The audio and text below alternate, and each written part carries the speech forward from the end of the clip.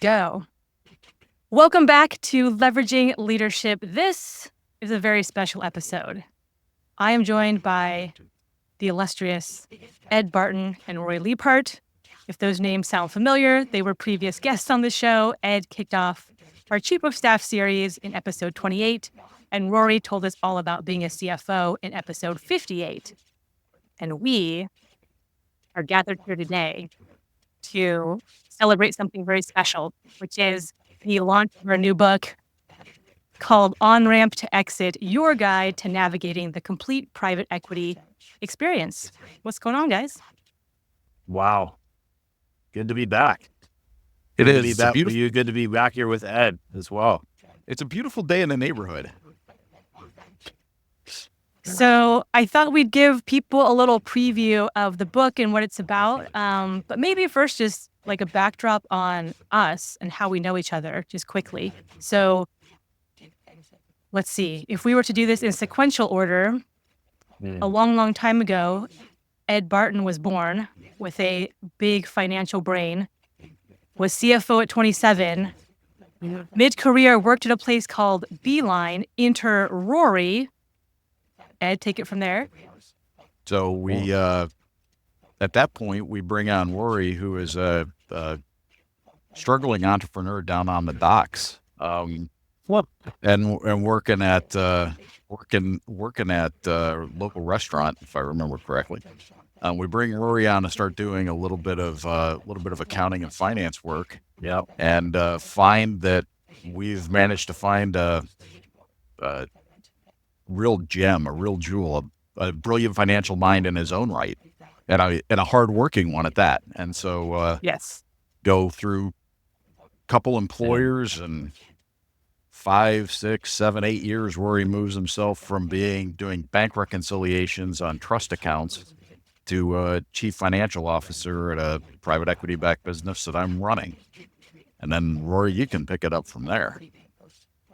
Yeah. Well, first and foremost, I'd say, I still do bank reconciliations for various businesses today too. So, never forget your roots. But yeah, I would, obviously got to know Ed, 20 years ago now, literally this year, it was 20 years. And Ed, as I mentioned in my episode with you earlier to the audience, Ed's been kind of a key element of pretty much every major career jump that I've had. So, I've had the ability to work for Ed in a couple different businesses, partner with Ed outside of businesses we worked at together, and just maintained a really good, strong relationship over the years of mutual curiosity and interest in finance, but also just, interest in one another, I think too. I think that's key. So, but yeah, and then of course in that time frame was when, both of us met you, Emily, with a company called G2, a private equity-backed company. And I believe that was in 2013 when we all kind of came together and worked in that business for several years. So, that's the genesis of us all coming together. And, since then, we've all kind of done different things and built on our careers, built on ourselves as people. And, so it's cool to come back and be part of something together again, Get the gang back together. But yes, so to speak. Yeah. I think both of us, Rory, have worked for Ed twice, at least twice, right? Yeah. Yeah. So testament to Ed, but that's what happens when you have a good boss who is both incredibly competent and very good at their job and also invests in their people. You get things sure. happen. Thank All you, right. guys. You're welcome. This is just a big Ed love fest episode. No. Perfect. But that's like a quick Episode 2, snapshot. the Emily like that. All right. Yeah. No, So we worked together. Rory and Ed have worked together. Ed and I worked together a couple different times and a couple different permutations. So that's kind of the backdrop. Why did we write this book? Well, because you told us we ought to. Not. I mean, I jest, but that's honestly, I think, the catalyst. I know myself enough as a person to know that I probably wouldn't have, thought of doing this on my own, certainly by myself. So it, you recognize with your business and kind of just generally being in the world of media now too, just how powerful things like this can be when you bring them together. And so, yeah, I mean, the reason we did it was because you suggested we did it. We all agreed to think it would be a great thing, and we have a lot to offer. And it's been a project that's been really fun over the last, it's been damn near a year now. So, yeah, it's been really cool. And I do think, you've got my last 3 private equity backed gigs, actually 4 private equity backed gigs, have all involved the founder getting a little bit of their world rocked and a management team getting a little bit of their world rocked with the reality of what happens when you partner with private equity. And to some extent, this is needed because those folks, the management teams, the founders, the folks who are kind of new to the private equity world, there's a number of things that are going to change, and it's not all for the bad. There's a lot of real positives. Absolutely. But it's such a change to kind of the ecosystem that they've been used to operating in many cases, that if you go into it expecting that nothing's going to change, it really starts to rock their world. And that's where, folks like me have tended to build a career is helping settle that world down. But I'd love to put myself kind of in a position where that's not the case, and folks kind of know what they're getting into when they're getting into it, and it becomes a much more successful partnership for founders and management teams, as well as a private equity partner that they're bringing on board. So that was, I've just seen enough of this and there's nothing out there really that provides that type of information. Well, I think that each of us have been in this rodeo before, in a couple different rounds, and we've experienced it for all the good parts and all the challenging parts, and especially for founders, it's a tough transition, or it can be. The snow globe can get shook pretty hard. I forget which one of you said that, but it's app's description. The snow globe gets shook and sometimes gets shattered, but that doesn't have to be the case. So our book, On Ramp to Exit, is for founders and leadership teams, and we wrote it with that audience in mind, with the understanding that if you go in with certain expectations that are just false expectations and assumptions, it could be a tough run. Instead, if you go in with eyes wide open, this can actually be a very positive, very lucrative win-win-win type scenarios for the PE investors, for the founder and leadership team, and for the customers. So that's the trifecta. And so I think that's a big part of why we wrote it as well. And then Rory, maybe touch on kind of the tone and style, and there's lots of academic stuff out there, but we're trying to keep this one real. Well, it's a little bit based on what you just said. This book is about empowerment for individuals of all sort of backgrounds. Like we really attempt to make this, I would say, attainable, or something that resonates with people that, whether they have a finance background or not. So to kind of touch on the tone piece, this is a conversational book rich with detailed information, but written in a way that's conversational and easy to pick up. You don't have to be a finance wonk to pick it up, but you will learn finance wonkiness while you read it.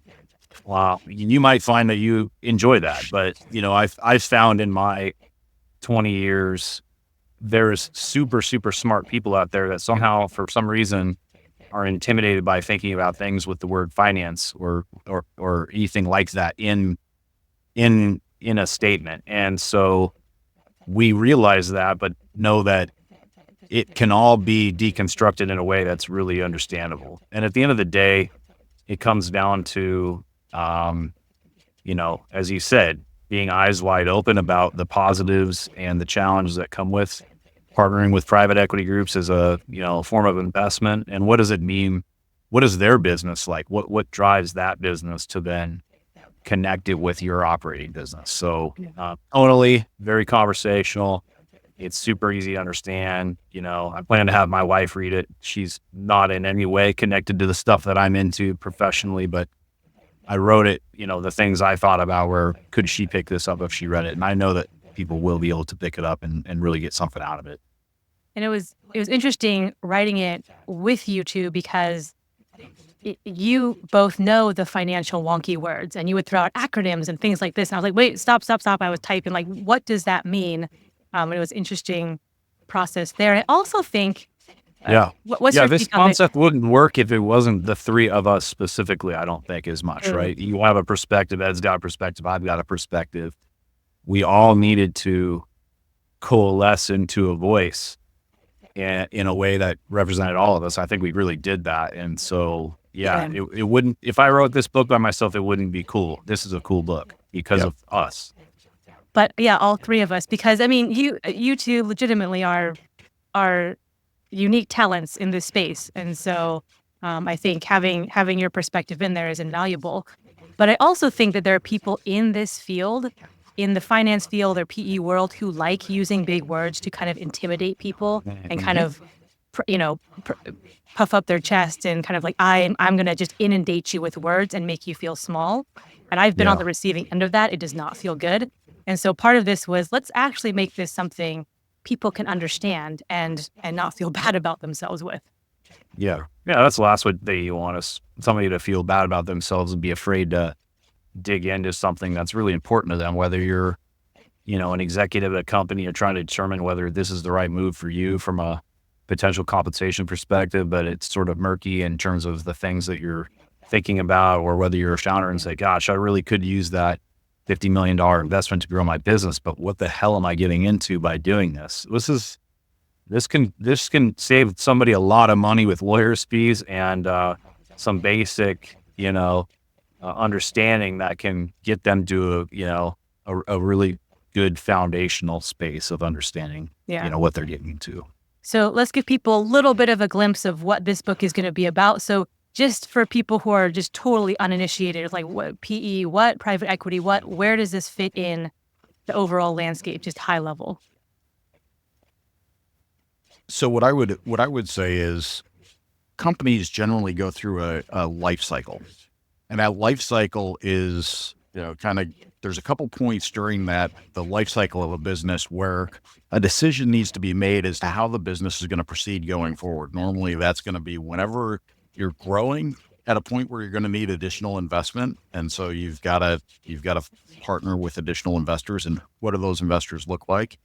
And then the second one is when these private businesses have to make a decision as, am I going to go public eventually, or, am I going to transition this business to another generation of ownership and kind of move beyond the founder-led environment.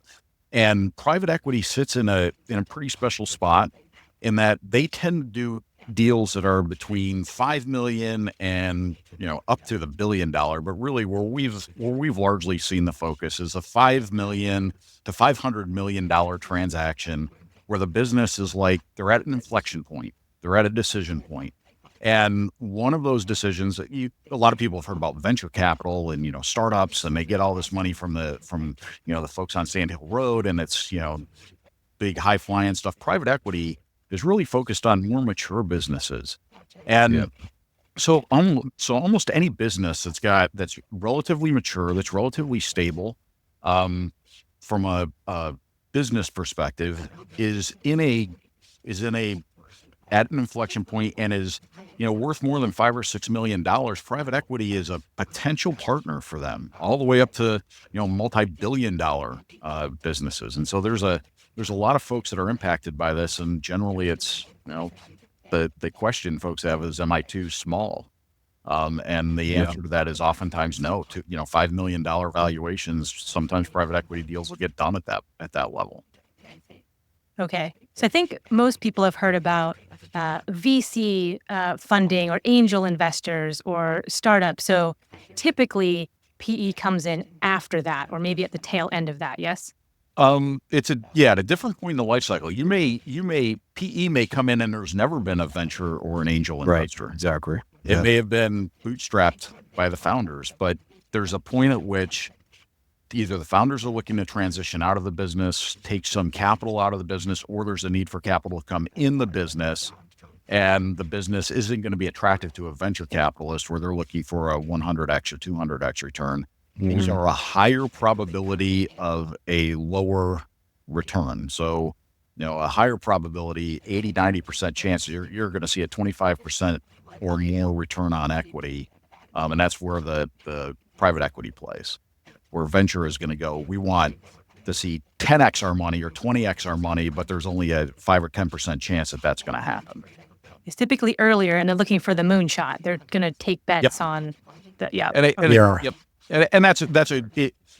It's tough to generalize. I mean, we're trying to generalize so that you go, hey, here's the folks that it's impacted, but really for both venture and private equity, the biggest difference is venture is looking for the moonshot. It may not be earlier, it may be later stage even, but they're still looking for moonshot type returns, high, ridiculously high return, but a much lower probability of actually seeing it. So there's still a significant risk the business could fail.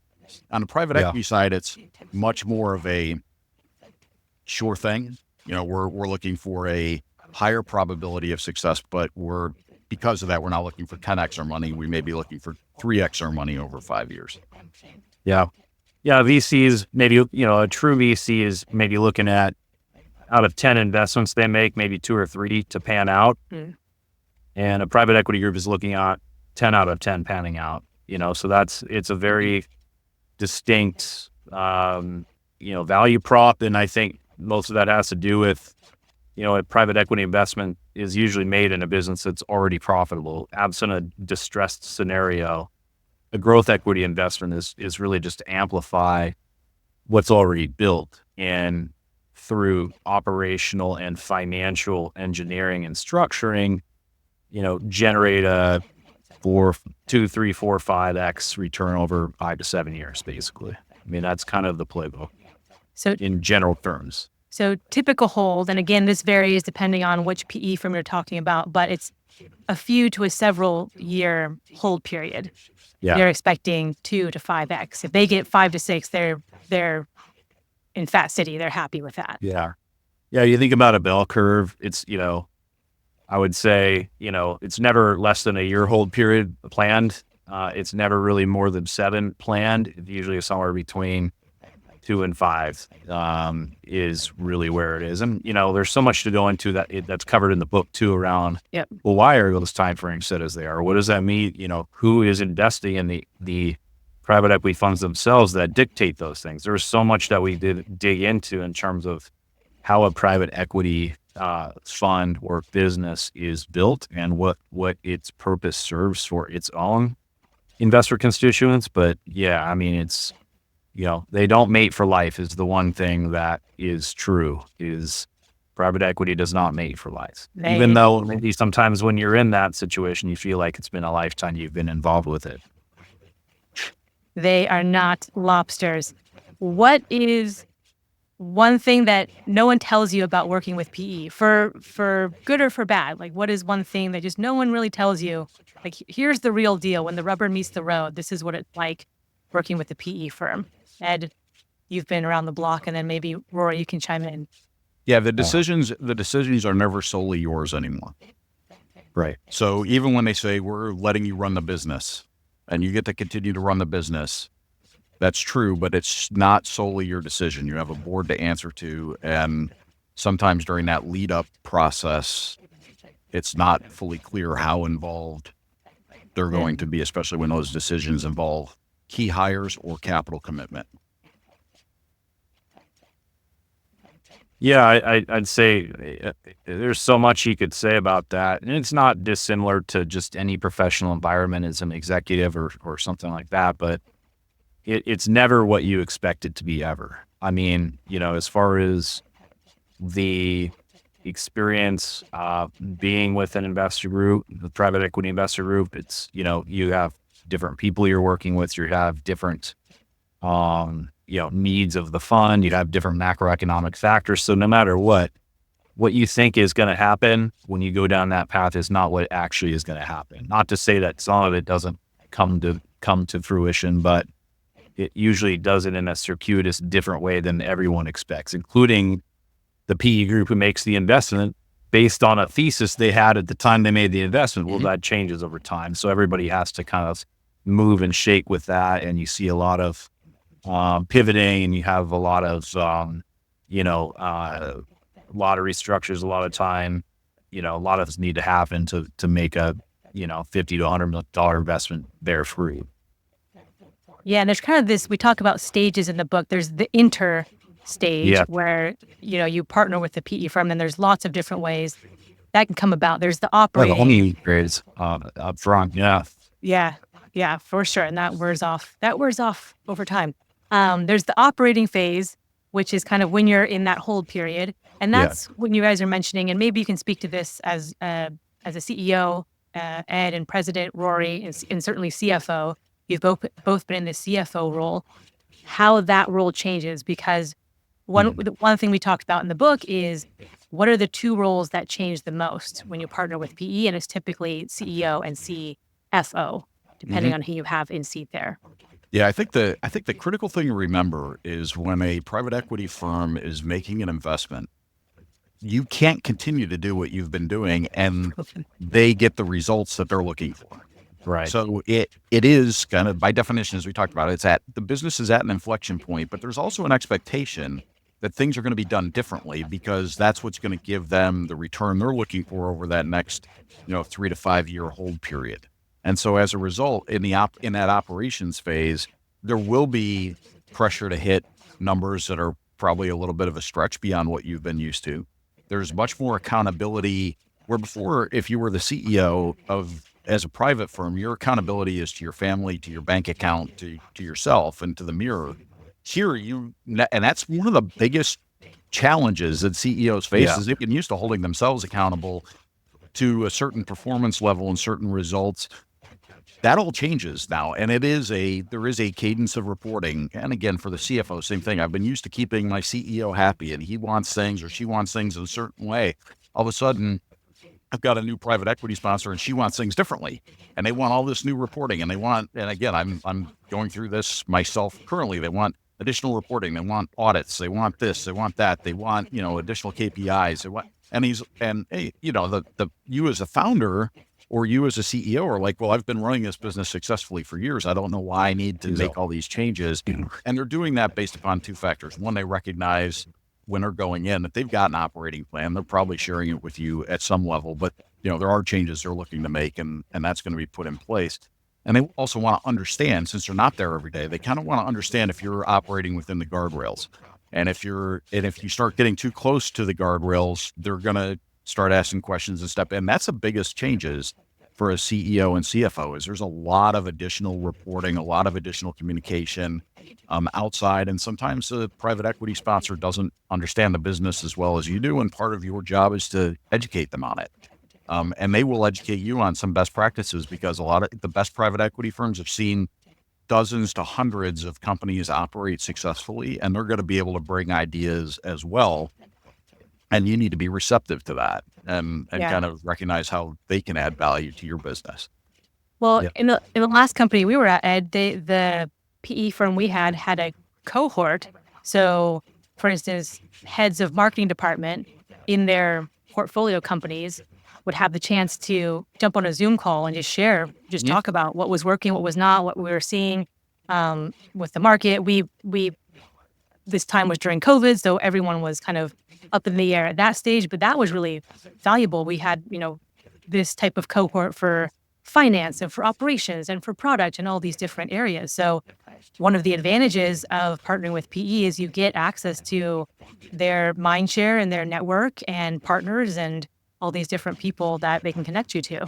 Well, and there's stories that we can tell about. That was a second private equity firm that I worked with, where they would pull together executives of the various components, and then have us meet together to be able to kind of share stories and best practices and such. So, both at Lone Star Funds when I was working with them back about 15 years ago, and then most recently Primus Capital. And I think the best private equity firms will facilitate those communications within their portfolio so that best practices get shared and you begin to work more collaborative. You're able to get additional, collaborative mind share. And that's, something that I think is a best practice and something to look forward to and ask about when you're going through the process.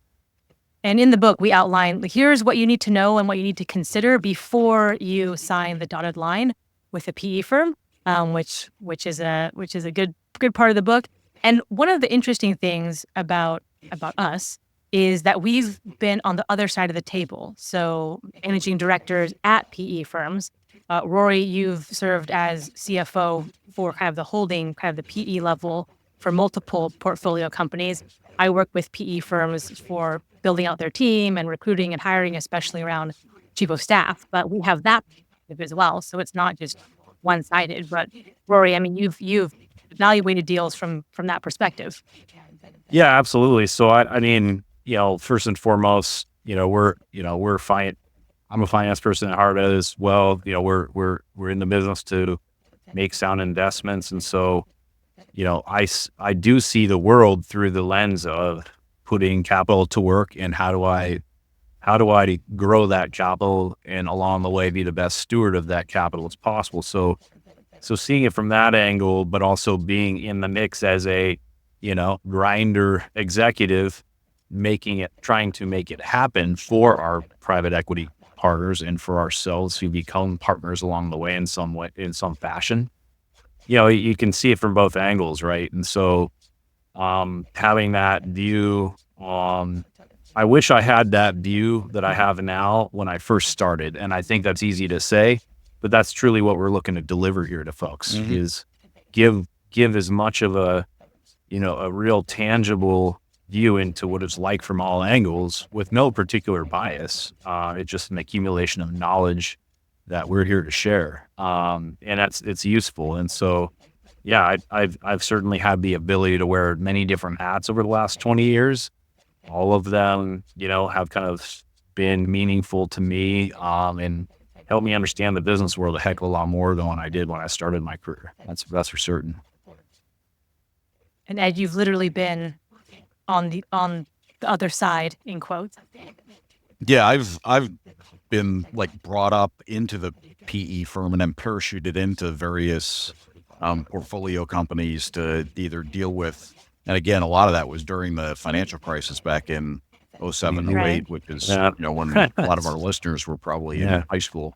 But it was again we were pulled. They pulled in a number of executives who understood, like Rory said, understood the fact that the PE firm has a responsibility to its limited partners, and you needed to understand capital.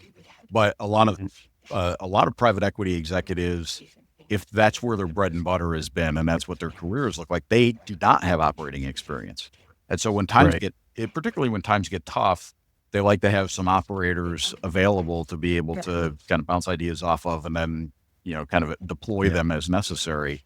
And a number of venture firms, this has been fairly common, but private equity firms have also more recently started having entrepreneurs in residence or kind of practitioners on businesses that they've successfully sold, founders that have successfully transitioned through the private equity experience and have sold their businesses. Private equity has transitioned that business. They a lot of times will hire or bring in as a partner founders or other executives to serve as operating partners at the PE firm. And that's, kind of a role I did for a short period of time back during the financial crisis, but it's become a much more prevalent really since the financial crisis, certainly in the last 10 years, to have operating partners at the PE firm to help founders do exactly what we're doing. I shouldn't say exactly, help founders and management teams transition successfully. But it's always going to be from the private equity firm's point of view. So again, that's a piece where you may not be getting a balanced view of it, but that's what they're trying to do, is get to a successful exit as well. Yeah. I think a lot of times people hear private equity and either they don't know anything at all, or if they do know something, it has a negative connotation where it's like, oh, those cutthroat people or those heartless people or whatever. And there's certainly, horror cases and exception cases and all that. But what are some examples of when this goes well? This can be, it can be the rocket ship. It can be the life-changing kind of pivot point of someone's career, someone's life. Yeah, I mean, I can certainly answer from in general, but my own perspective has been that oftentimes being an executive in a private equity backed company is really beneficial to one's own career, because again, these are not lifetime hold periods. And so transactions occur, people go different pathways in their career, but guess what? If you forge strong relationships along the way with those folks, they're out there to do more business. And so you can grow your own network, and you can avail yourself to more opportunities by virtue of being successful within that arena. And I think that if there's a way to test one's mettle and test one's ability to thrive under stress and other scenarios, no matter how good of a deal is or how smooth things seem, it's always more stressful than, like other jobs one might have. Let's just put it that way. So being successful there, you really can open yourself up to a lifetime of opportunity. And for me, that's been the case. I've never proactively applied for a job since 2004. And that comes from sort of forging these relationships along the way, being successful in those things, and delivering for investors is really what it comes down to. And then your phone proverbially never stops ringing. So if you have the wherewithal to kind of be in that environment and go with the flow, it can really be a lifetime of opportunity for you. Yeah, I would echo that. I mean, my career trajectory has been in PE-backed firms where I got leadership opportunities that I wouldn't have. I don't believe I would have anywhere else, because it is also performance-based. If you're good and you can get shit done, then you will be put in positions where you can get more done, and then you will be given more and more and more. And so that was my experience as well. And then I know that you two have also seen, you've been part of the leadership teams, or you've been right next to a founder who they did very well in these deals. Yep. Yes. Yeah, I've seen a couple of them where I was sitting kind of in sidecar as a chief financial officer, where the founder, in one case made pushing 9 figures on a kind of second sale in PE. And then I've been in other ones, and kind of have just wrapped one where the founder did not do as well. But again, it's a lot of it too is, as Rory noted, the macroeconomy is always changing. The environment that you're having to operate in is changing, and the competitive landscape can shift on you pretty substantially. COVID impacted that particular business significantly, and so as a result, you can have these returns that look kind of like venture returns as the founder. And on the flip side, you can have a private equity investment go wrong. The good news is, and again, we talk a lot in the book about how to structure the deal so that you don't end up kind of sitting at the bottom of the capital stack, the waterfall. Or at least recognizing if you're there. But a lot of cases, the private equity folks are also looking at it going, we could take that analogy a lot of different ways, but we don't want to be, their intention is not to go to zero. Again, in venture, they're willing to write off an investment much faster than you're going to see in a private equity investment.